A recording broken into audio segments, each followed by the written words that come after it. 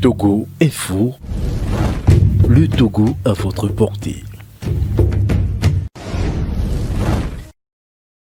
Ce que je retiens simplement du dossier Bolloré, c'est qu'il permet de faire revenir au devant de la scène politique une affaire qui a longtemps défrayé la chronique et qui, à un moment donné, a disparu, comme les nombreuses autres affaires qui sont survenues, ont occupé la une de l'actualité et qui malheureusement sont parties sans qu'on y ait trouvé une solution durable.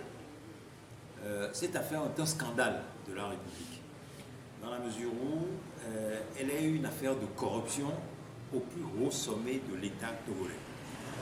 Et vous savez qu'à l'époque, la mise en accusation de Bolloré avait suscité beaucoup de débats dans le pays. Bien sûr, nos autorités togolaises ont démenti, et jusqu'aujourd'hui encore, elles refusent de se prononcer sur le fond de cette affaire. Mais la réalité est là. Bolloré a avoué avoir corrompu le chef de l'État togolais, à qui il a donné une somme astronomique pour avoir en contrepartie le port togolais en gestion.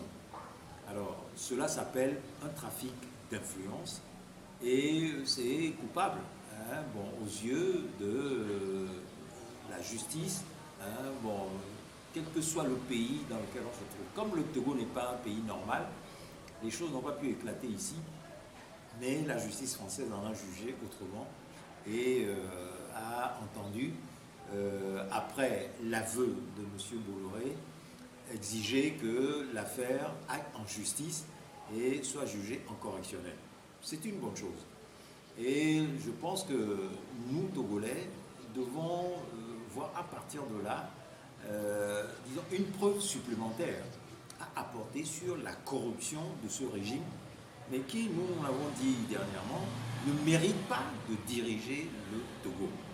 Pour la simple raison que, comme vous le savez, nous avons sorti dernièrement une pétition pour la démission de Faure Gnassingbé qui reposait sur deux axes essentiels. Le premier, c'est les crimes de sang qu'il a commis et les crimes de sang qu'il a commis depuis son avènement au pouvoir. Et le deuxième, c'est les actes de corruption dans lesquels baigne son régime.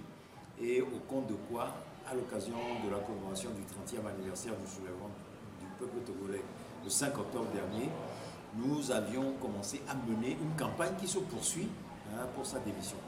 Donc, ceci nous donne l'opportunité de montrer que ce que nous avions dit à l'époque est fondé.